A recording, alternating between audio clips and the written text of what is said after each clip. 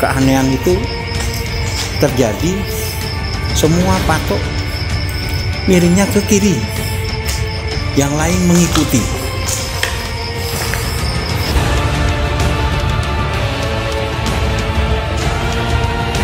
Assalamualaikum warahmatullahi wabarakatuh. Baiklah teman-teman sekalian, ketemu lagi dengan saya Adi Kasa dari channel Angker Explore, yang mana kami melanjutkan mengeksplor sejarah Melayu di daerah Jambi. Yang kemarin video yang kami buat dari orang kayu gemuk, orang kayu pedataran. Nah, ini adalah orang kayu hitam, kakak dari orang kayu gemuk dan orang kayu pedataran. Ini adalah anak kedua dari Datuk Berhalo dan Putri Pinang Masa. Nah, saya bersama juru kunci di makam ini yang akan menjelaskan sejarah dari orang kayu hitam sampai terkubur di sini, dan nanti akan kita lihat lagi pemakaman dari orang kayu Pingai, kakak tertua dari anak tertua dari Datuk Berhalo dan Putri Pinang Masa. Marilah teman-teman saksikan video kami ini, kita ikuti perjalanannya channel Angker Explore. Ingat, jangan lupa sholat. Yang bagi agama lain silakan berdoa menurut agama dan kepercayaan masing-masing. Bapak, Pak, ya. Nama saya Ismail. Pak Ismail. Pak Ismail ini akan menjelaskan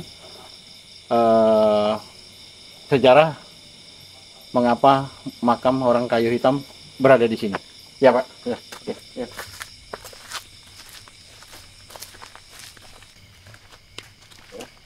Boleh kita masuk. Nah, marilah kita. Assalamualaikum warahmatullahi wabarakatuh. Makam orang kayu hitam ini sekarang dalam tahap rehapan. Perehapan pertama itu diawali tahun 2006-2007 dan ini perehapan kedua. Oh, ini perehapan kedua. Iya, di zaman pemerintahan Zulkifli, dan ini di zaman pemerintahan Pak Gubernur Jambi Pak Laharis dipugar kembali karena bangunan ini bagian depannya tuh turun ke bawah karena ada pergeseran daripada dam ini. Dam. Ya, turun sekitar 25 cm. Jadi pemerintah sigap untuk memperbaiki dan merenovasi makam ini. Yuk kita masuk ke dalam. Ayo teman-teman, kita lihat ke dalam. Assalamualaikum. Ibu. Assalamualaikum. Di dalam makam ini, di dalam cungkup daripada di sebelah kanan saya ini ada masjid, musola, dan ini cungkup untuk rumah dari makam ini. Di dalam makam ini ada 4 makam. Di dalam ruangan ini ada 4 makam. Iya, di dalam cungkup rumah ini ada 4 buah makam. Yang ini makam Datuk Keramat orang kayu hitam. Yang kedua ini makam dari istrinya, namanya Putri Mayang Mangurai, anak Temenggung Merah Mato, raja dari Air Tamantawak, mertua daripada Datuk orang kayu hitam. Dan yang ketiga itu makam, kita lihat ini lebih kecil daripada makam ini, makam kucing peliharaan beliau. Oh, ini makam kucing peliharaan beliau. Iya, ini makam kucing peliharaan beliau. Ini karena tertutup, karena kami tutup karena ada jatuhan material bangunan. Dan yang keempat itu makam Datuk Daur bin Ibrahim, orang yang pertama kali menjaga makam ini. Ini leluhur kami di tanah simpang tua ini. Oh, Datuk Ibrahim. Iya, Datuk Daur bin Ibrahim. Beliau meninggal di tahun 55 karena di masa itu terjadi banjir yang sangat besar di daerah kami ini. Maka tanah inilah yang belum pernah tersentuh oleh air banjir. Sedalam apapun banjir di sini, tanah ini belum pernah tenggelam. Maka beliau dimakamkan di sini. Di tahun 55. Tahun 55. Iya, 1955. Jadi kalau rumah-rumah kami yang di dusun tenggelam, di sini tidak tenggelam. Dan di 2003 itu banjir sangat besar menimpa Jambi, ini tidak tenggelam, jadi rata air nih. Jadi kalau orang kayu hitam ini anak dari Datuk Penduka Berhala, Datuk. perkawinan dari Putri Pinang Masa. Pinang Masa. Ada 4 adik-beradik Bang ya? Iya, ada 4. Yang pertama orang kayu Pingai, yang kedua orang kayu hitam, yang 3 orang kayu kedataran, dan 4 orang kayu gemuk yang makamnya di Akumpi sana. Oh, makamnya di Akumpi. Di Ulu. Nah, ini Bang memang ada bentuk kerajaan di Jambi atau memang orang ini datang ke sini memang sudah jadi anak-anak raja Bang? Jadi dulu Kuala Jambi sebenarnya di daerah sini, karena daerah Simpang Tua ini ada Simpang 3. Yang ke kiri arah ke Muara Sabah, arah ke laut juga, yang ke kanan Nipa Panjang dan arah ke laut juga. Dahulu kala Nipa Panjang, Rantarasau, Simpang Tua itu delta. Sabah seberang itu delta. Jadi ketika air pasang, tanah ini tenggelam. Ketika air surut, nampak. Jadi proses ribuan tahun terjadi tanah endapan.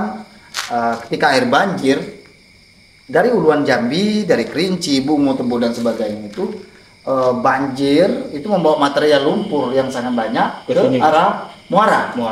Nah, terjadilah endapan ribuan tahun. Maka di kampung kami itu Simpang Tua, itu kalau digali tanahnya itu ada batang-batang nipa. Seharusnya kalau batang nipa adanya di daerah pinggiran pantai yang ada antara pertemuan air asin dan air tawar. Oh gitu Bang ya. Ini makam ini memang panjangnya berapa panjangnya? Panjang kijing itu 5 meter, tapi untuk ukuran makam karena dia miring itu jadi 3,5 meter, jadi 1,5. Oh. Jadi makam yang ada di sini semua batu nisan ini miring. Oh, ini ada riwayatnya ya. Ini ada riwayatnya Bang ya? Iya, ada riwayatnya ini. Makam ini batunya miring Bang ya? Iya, batu ini miring. Ini kami tutup karena ada pekerjaan material, kami tutup dengan kain. Ini makam ini kan miring nih. Nah, ini kepalanya aja Bang. Ini kakinya. Oh, ini kaki Bang ya? Di zaman nenek-nenek datuk kami dulu, tutua kami dulu, makam ini di zaman penjajahan Belanda, orang Belanda penjajah itu tidak mempercayai keramatan daripada datuk orang hitam ini. Jadi mereka ketika masyarakat sini, umumnya di daerah Simpang Tua dan sekitar sini, ketika hari-hari besar kan berziarah, maka zaman penjajahan dulu tidak mempercayainya, maka ditariknya lah pakai tali, batu nisannya arah ke sungai. Oh, arah sungai. Pakai kapal, diikat dengan tali, ditarik. Seharusnya apabila ditarik, ini nih mengarah ke arah sungai. Ke sungai. Iya. Nah, dengan ditariknya itu dia menarik lagi ke belakang dia. Bertahan. Ya, bertahan. Malah menarik ke belakang. Jadi makam yang ada di sini batu nisannya miring. Kalau tidak diputuskan tali itu, kapal itu karam, nggak diputus. Barulah mereka mempercayai tentang keramatan daripada Raja Jambi Datuk Orang Hitam ini. Dan mengulang pertanyaan tadi Bapak tadi, kemungkinan besar karena di sini banyak tinggalan-tinggalan sejarah. Negeri Jambi, negeri lama ujung Jabung, kemungkinan berada di sini, kemungkinan. Ini menurut pendapat saya. Karena di sini banyak tinggalan dari zaman Hindu dan Buddha Kerajaan Sriwijaya, sama dengan Muara Jambi. Di sekitar sini banyak ditemukan batu bata, artefak, ada tangan arca, tangan memegang sesuatu, dan patung kepala singa. Ketika ini direhab tahun 2006-2007, ketika dibongkar ini musola yang di depan sini, karena sudah di pinggir air, dipindahkan seperti itu. Ketemulah arca-arca itu Buddha. Yang musola depan itu musola pertama kali itu? Iya, itu musola yang pertama kali, ketika ini belum mempunyai musola yang ini baru dibangun musola yang memang dekat makam beliau. Iya. Oh, jadi ini memang ini semua makam jadi bengkok semua, Pak? Iya, Datuk yang semua, Pak? Iya, yang khususnya di sini. Orang kaya Pingai, orang kaya hitam, istri dan kucing piaraannya. Nah, itu miring semua.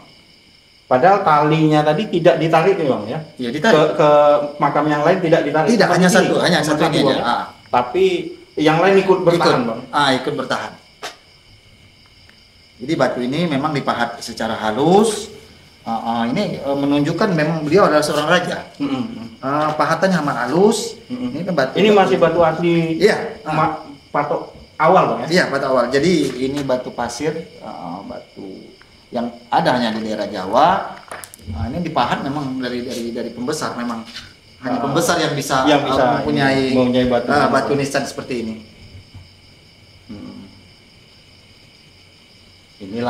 Inilah teman-teman mukjizat dari makam orang kayu hitam, dan kekuatan beliau inilah yang menunjukkan ada kekuatan di sini. Patok beliau ditarik dengan kapal, tapi patok bukannya lepas atau mengarah ke sungai, malah bertahan. Kalau tali kapal saat itu tidak diputus, mungkin kapal pasti tenggelam. Hanya itu, Bang, ya. Ini kalau makam ini memang panjangnya segini, Bang, ya. Iya, jadi kalau panjang cungkup ini 5 meter, tapi kalau bentang ini ditegakkan itu sekitar 3 meter. 3 meter. Dan istrinya ini ya, di sebelah ini panjang cungkupnya kan sekitar 4 meter, jadi lingkup makam ketemu 5 meter. Makam ini tahun berapa, Bang? Ini tidak bisa kami pastikan tahunnya, tetapi sejarah daripada kampung tua ini, salah satu kampung tua yang ada di Tanjung Jabung Timur, di nenek-nenek moyang kami ketika kampung ini udah berada, udah ketemu ini, sering diziarahi, sering dikunjungi oleh masyarakat kami sini. Ya. Nah, hanya itu teman-teman. Nanti saya akan mengeksplor lokasi di sini untuk teman-teman ketahui.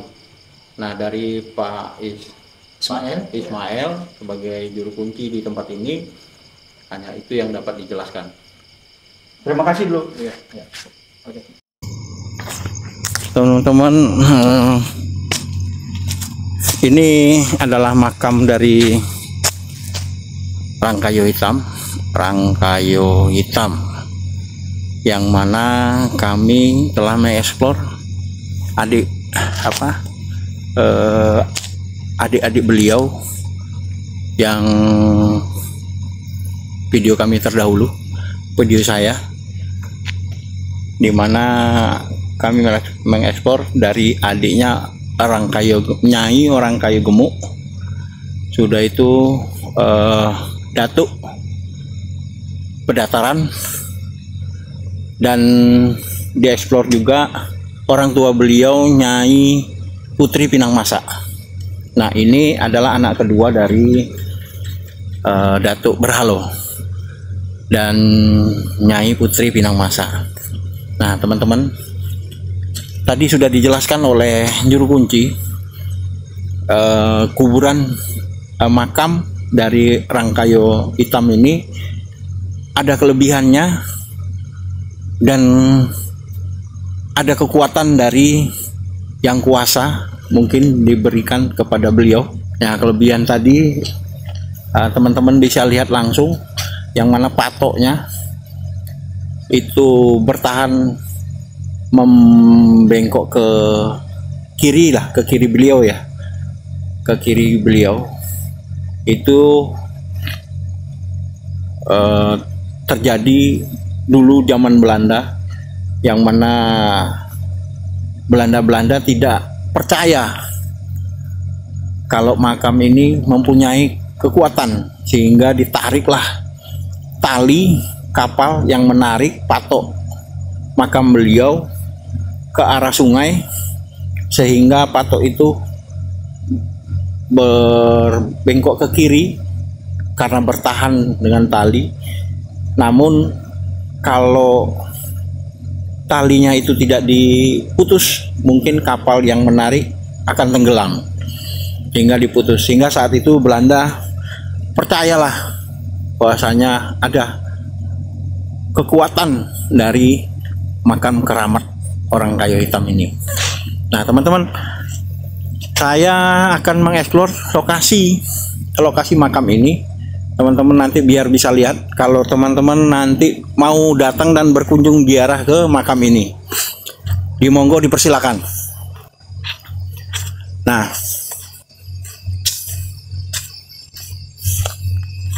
teman-teman, ini adalah lingkungan pagar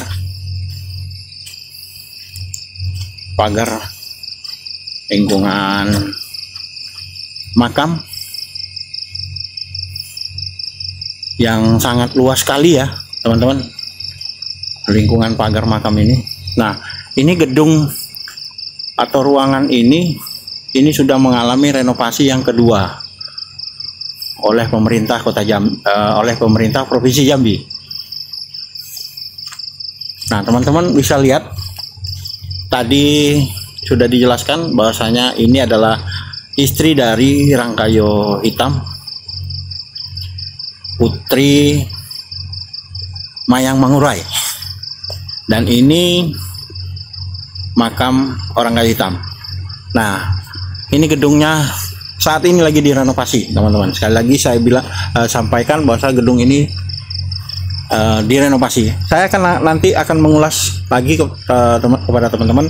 Nanti saya akan masuk lagi ke dalam makam, namun saya akan mengelilingi wilayah pemakaman ini teman-teman. Nah, teman-teman bisa lihat nih, ini pagar ya. Wah, sangat luas sekali. Ini ada rumah ya, rumah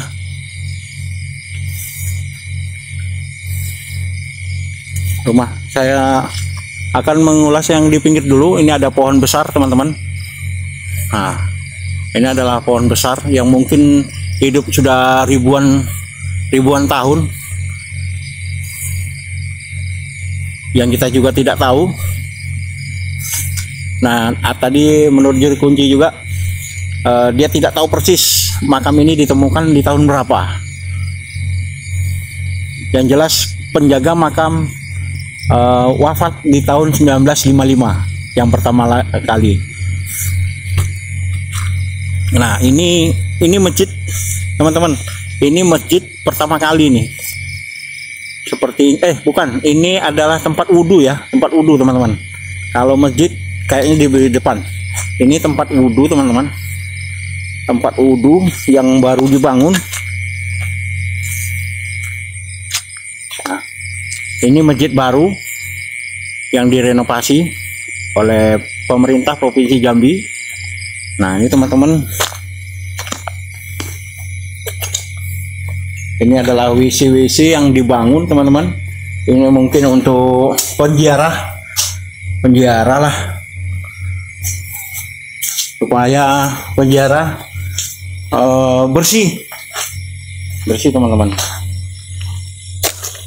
Nah, ini teman-teman ada rumah. Ini adalah rumah, mungkin rumah untuk penjaga makam.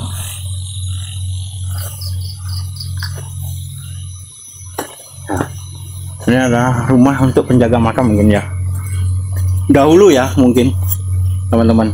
Ini rumah,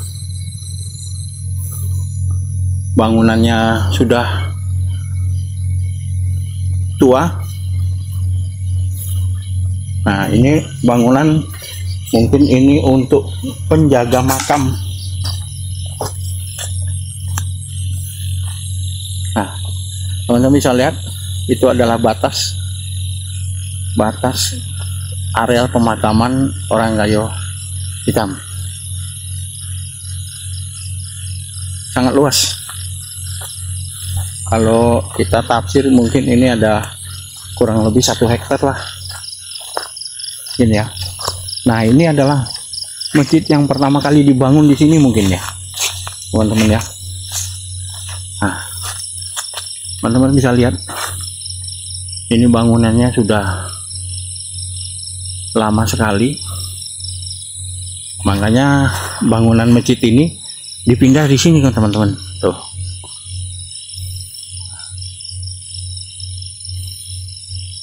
direnovasi sehingga para penziarah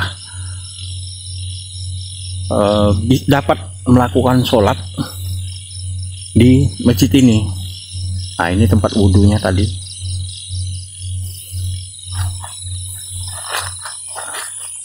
Ini mungkin bekas tempat wudhu lama ya. Ini karena ini masjid lama, teman-teman. Nah, ini saya ngambil posisinya di depan, teman-teman, biar gedungnya kelihatan.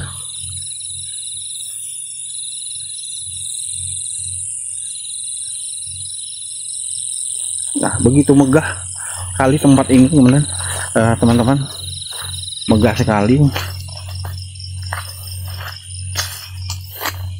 Ini ada pohon besar juga.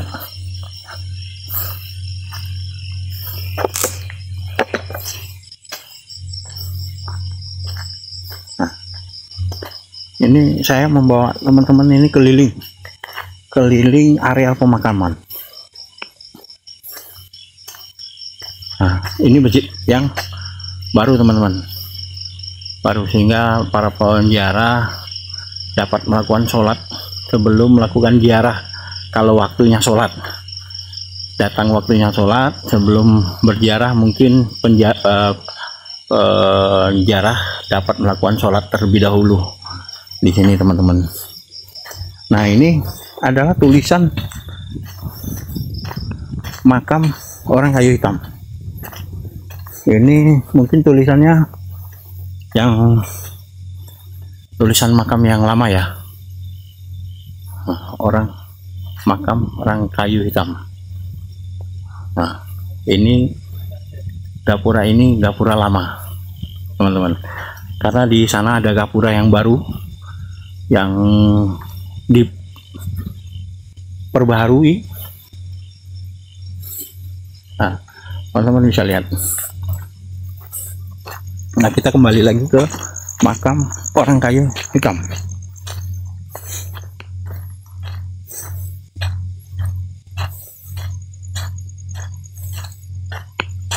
Nah, ini tulisan yang terbaru, teman-teman.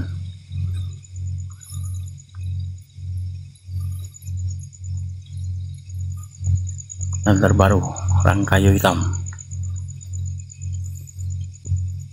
Nah, ini akan dibangun lagi mungkin yang tulisan ini yang terbarunya. Nah, teman-teman,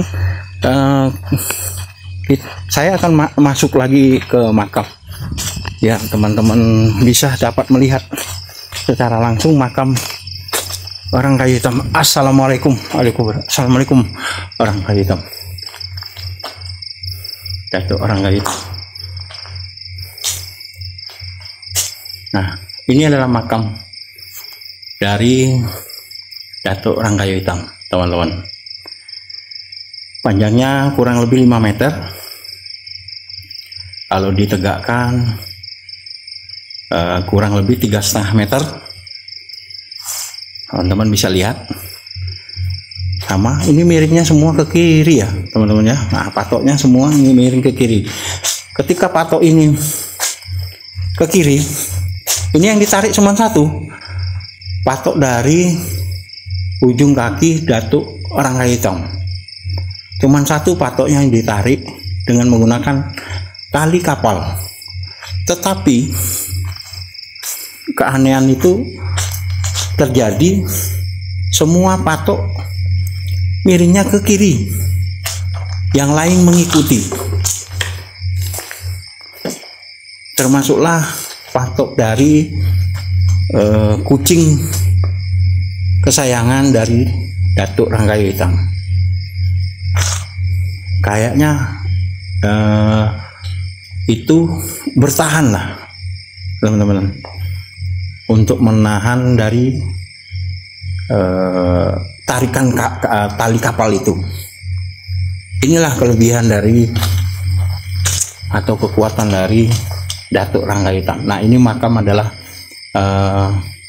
makam yang penjaga pertama kali di sini, meninggalnya tahun 1955, teman-teman.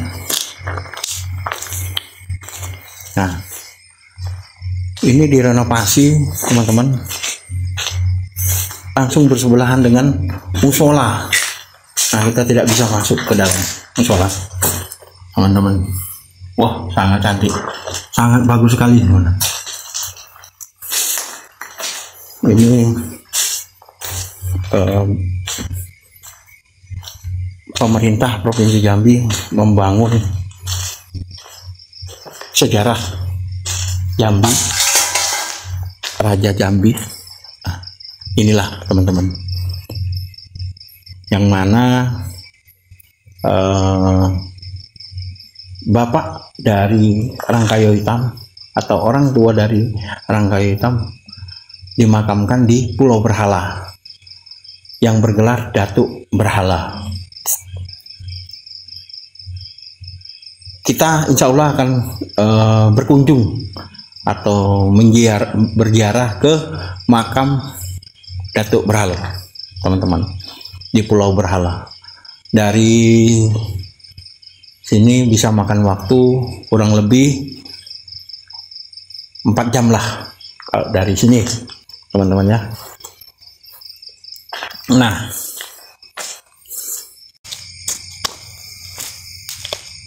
teman-teman, hanya itu yang bisa saya eksplor dan saya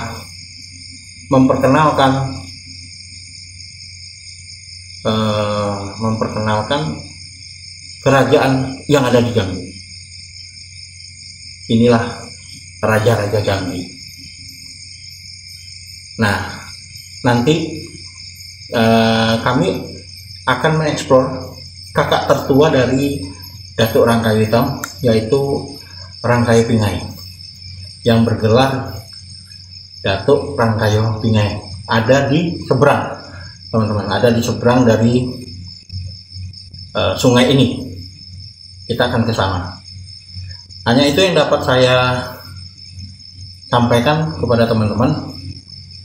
Lebih dan kurangnya saya mohon maaf.